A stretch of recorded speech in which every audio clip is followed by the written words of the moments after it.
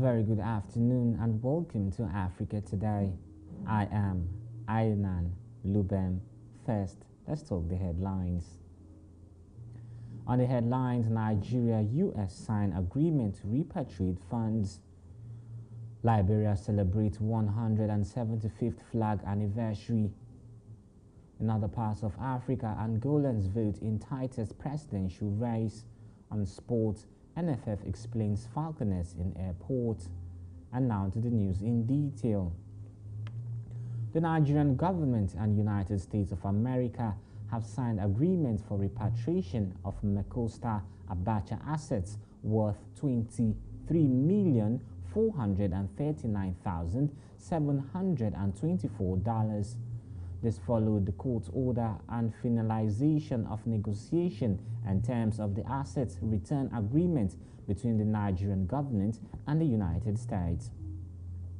The Attorney General and Minister of Justice Abubakar Malami signed on behalf of Nigeria, while Ambassador Mary Beth Leonard signed on behalf of the United States of America.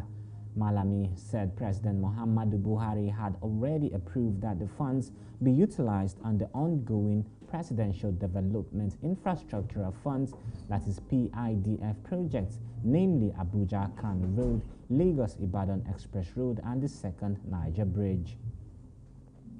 The U.S. Ambassador Mary Beth Leonard said that the U.S. would continue to do its part to felicitate the recovery and return of the proceeds of corruption to the Nigerian people.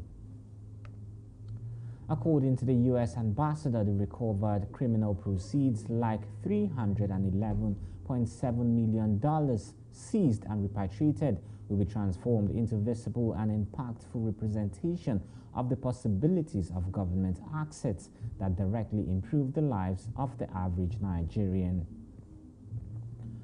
Minister of Health Osage Ehanire says there are actually enough medical doctors in the country, but that the federal government is working towards replacing any medical doctor who resigns and leaves the country.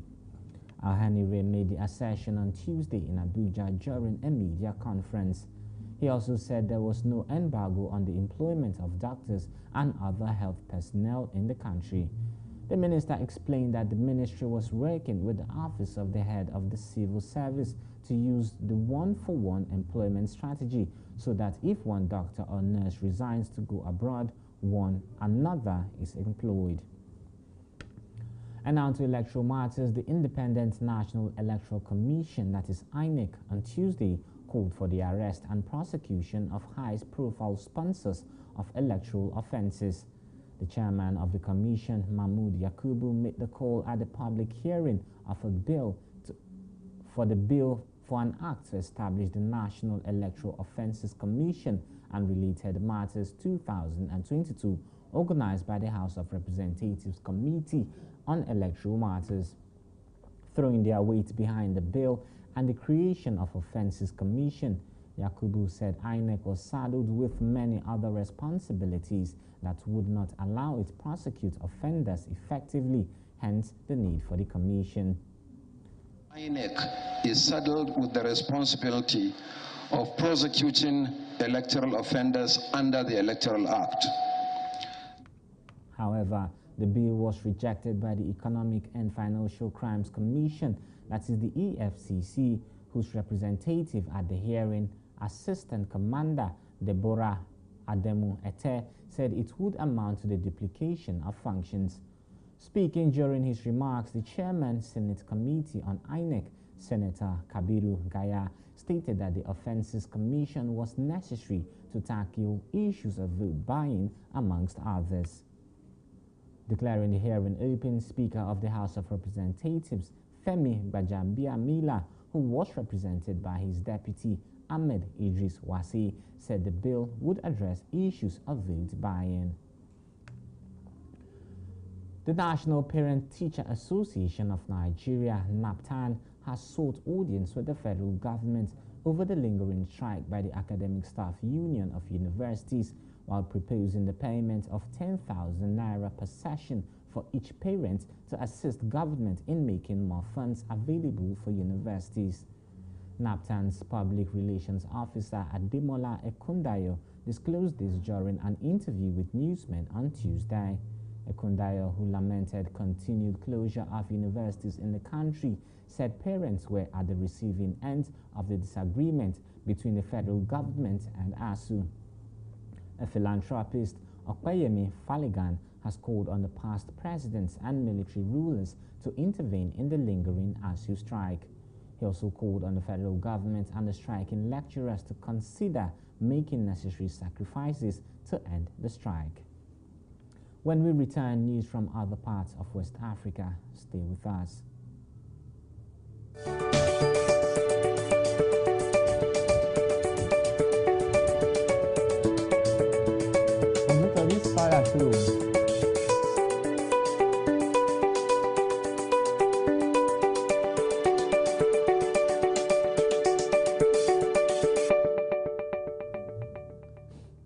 Welcome back and thank you for staying with us. Now to news from other parts of West Africa. Liberian students are already adorning the streets of the country with a beautiful March Past event as they celebrate their 175th Flag Day. President George Weah will later today lead an array of government officials and other national leaders at programs commemorating the 175th anniversary of the Liberian flag. According to a release by the Ministry of Information, the President and his entourage will begin the occasion with viewing the colorful pass-in review to be followed by an official indoor program at the Sentinel Memorial Pavilion on Ashmoon Street in Monrovia. And now to Gambia, where Gambia has participated in the ECOWAS and urged parliamentarians to enforce the domestication of ECOWAS protocols on the fight against corruption. This was signed on December 21 in Dakar on member states. According to him, it is incumbent on the parliamentarians to ensure that member states domesticate the ECOWAS protocol against corruption in the domestic laws and ensure its implementation. Yang made this call during the ongoing delocalized meeting of the Joint Committee on Political Affairs, Peace and Security and APRM, Legal Affairs and Human Rights, Social Affairs, Gender and Women Empowerment holding in Banjul, Gambia, and organized by ECOWAS. We now move to other parts of Africa after this break. Stay with us.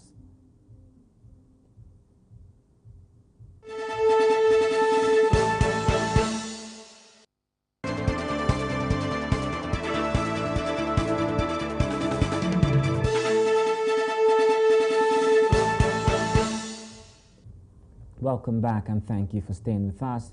Now to news from other parts of Africa. Angolans have begun casting ballots today in what is expected to be the most competitive vote in its democratic history, with incumbent President João Lourenço squaring up against charismatic opposition leader Adalberto Costa Jr. A struggling economy, the high cost of living, soaring poverty compounded by COVID-19 pandemic, drought in southern parts of the country, and the death of a former strongman president at loom large.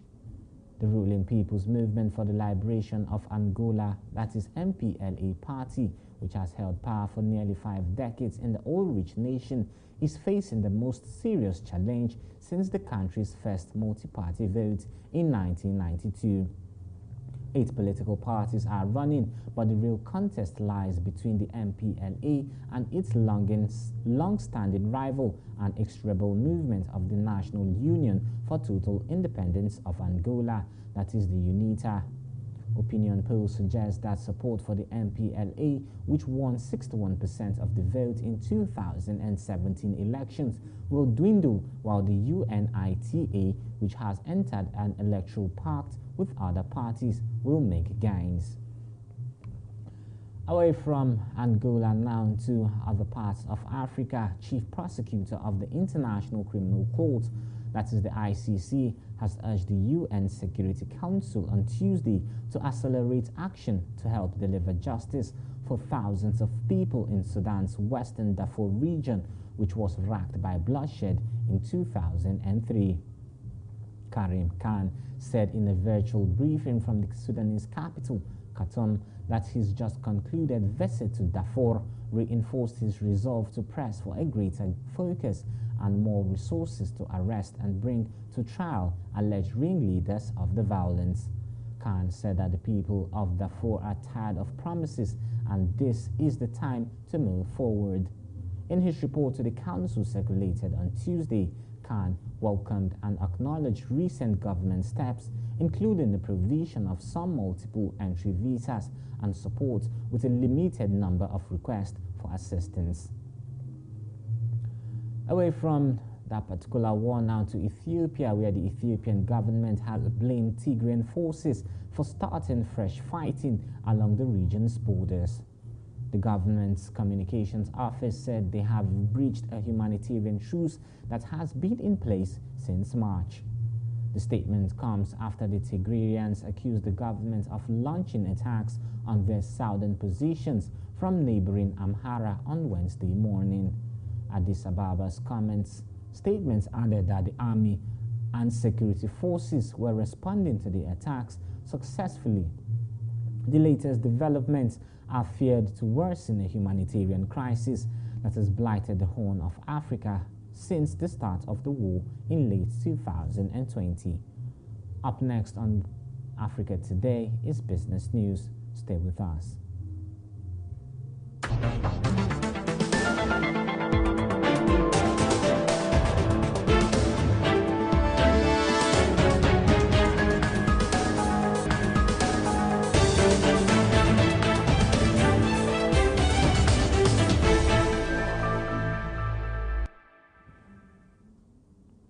Welcome back, and now to business news. Plastics, pharmaceuticals, and sugar worth $10.98 billion were imported into Nigeria between 2020 and 2021, according to data from the International Trade Center. Within the time under review, the nation spent $1.82 billion on sugar products, $4.21 billion on pharmaceutical products, and $4.95 billion on plastic products. Countries from which these products came from included China, Korea Republic, Saudi Arabia, India, United States of America, Netherlands, Denmark, United Arab Emirates, Brazil, and Switzerland, among others.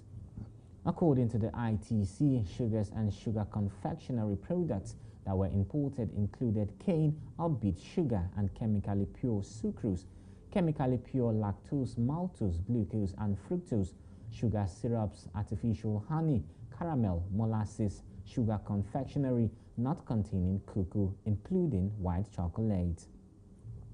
Still talking business, thousands of people across South Africa are taking part in a national strike in protest of the rising cost of living. Two of the country's largest unions are leading the strike, calling for a total shutdown of the economy in protest against high unemployment levels and rising fuel and electricity costs. Marches are expected in all provinces, with the largest rallies likely to be in Cape Town and Pretoria. The unions want a government cap on fuel prices, as well as a drop in interest rates and an income in grants. Around a third of South Africans are unemployed, and the country is grappling with the economic impact of global events such as COVID-19 and the war in Ukraine. While organizers of Wednesday's action said they aim to bring the country to an economic halt, they also acknowledged that numbers on the streets, not many, may match similar shutdowns in previous years. The government says a no work, no pay principle will apply and essential workers cannot take part. Although unions say they see this as a start of a series of actions they are willing to undertake until they get results. Still to come is Sport News on Africa Today. Don't go away.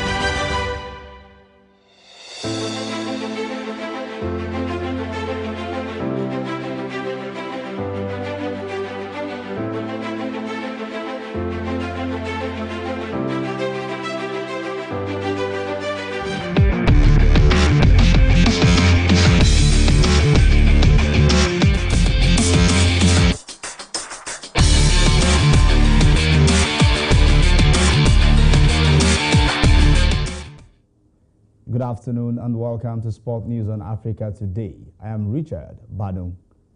Nigerian Football Federation on today explained that a number of factors, including the inability to secure transit visas for players and officials of the under-20 girls national team, Falconets, at the Istanbul airport, led to the team having to stay 24 hours at the airport in Turkey on their way from the FIFA Under-20 Women's World Cup.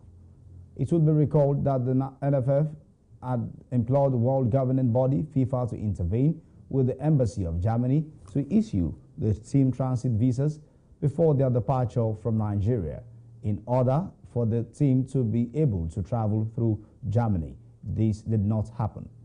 On the issue of body wear, Sanusi said the players were handed 3 sets of green jerseys and 2 sets of white jerseys, several housewear types and training jerseys. The players opted to wash only their jersey top, no other stuff. That when the first set of body wear was sent to the laundry people at the hotel, it returned with some FIFA and NFF badges at the front of and the names at the back of players or the jerseys been peeled by the machine used for laundry. Kwara United chairman Kumbi Titiloye has confirmed that the club will play its CAF Confederation Cup home match game against AS Donis of Niger at the Mobology Johnson Arena, Lagos. Kwara United home ground, the Kwara State Complex Stadium, Ilorin, wasn't included in the list of stadia approved for the hosting of CAF Interclub competition, which has prompted the club to look for an alternative venue. Meanwhile, Moshood Abiola Stadium, Abuja, Enyimba Stadium, Aba, Adoke Amasiamaka Stadium, Port Harcourt, Stephen Keshi Stadium, Asaba, Gotul Akpabio Stadium, Uyo, Mobolaji Johnson Arena Stadium, Lagos, and Samuel Ogbemodia Stadium, Benin City, were the stadia in Nigeria approved to host CAF Interclub matches. The chairman also confirmed that preparation is in top gear to see that club have a better representation at the CAF Confederations Cup. Kwara United will begin their CAF Confederation Cup campaign on September 9th against AS Donis of Niger, while the reverse fixture will go down on September 16th. Meanwhile, head coach of Nigeria's Super Eagles B team, Salisu Yusuf, has admitted once again that the Black Galaxies of Ghana are ahead of the team in terms of match fitness, but insists that they are capable of beating them. The Nigerian side had to come back from a goal down to play 1-1 draw against NPFL runners-up Plateau United in a friendly match played on Tuesday in Abuja. Salisu Yusuf believed that coming from behind, conceding to get a result shows that the team has the character and capability to change any result. Ghana will host the first leg of the qualifier on Sunday at Cape Coast Stadium, while Nigeria will stage the second leg a week later. Still talking sports, it was a big blow for the host of the fourth window of 2023 FIBA African World Cup qualifiers, Cote d'Ivoire, on Monday evening after 2 of their key players withdrew from the team. The foreign invited players stormed the team's camp in Abidjan on Monday without the duo of Matt Costello and Aseman Molare.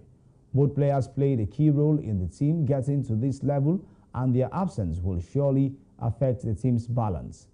On the contrary, the return of Suleiman Diabate, who sat out in window 3 of the African qualifiers in July, represents a huge addition to the Elephants.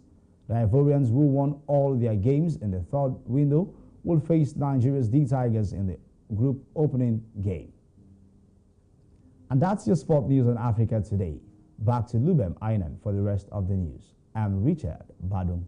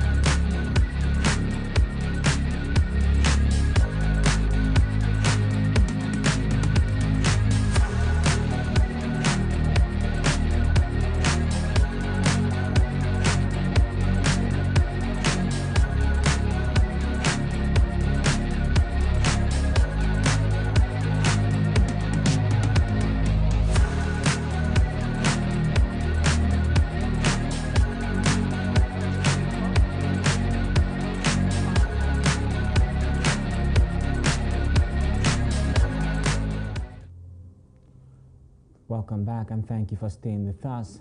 And that's Africa Today. But before we go, a quick look at this particular one. 4 Catholic Church Reverend Sisters kidnapped last Sunday at Okigwe Umulolo Axis in Okigwe local government area of Imo State have been released. Secretary General of Sisters of Jesus the Savior, Zita Ihedoro, disclosed this to newsmen in Owerri on Tuesday. The freed Reverend Sisters Johannes Nwodo, Christabel Echemazu Agu were kidnapped on their way to a Thanksgiving Mass of one of their colleagues. However, at press time, Imo State Police Public Relations Officer Michael Abatam was yet to respond to the report of the release of the Reverend Sisters. And that's Africa Today. But before we go, here are the headlines once again. On the headlines, we told you Nigeria's 5th flag anniversary. Also on the headlines, we told you Angolans vote in tightest presidential race. On sports, NFF explains falconets in airports. Remember to visit us on Facebook at Hughes TV, Instagram at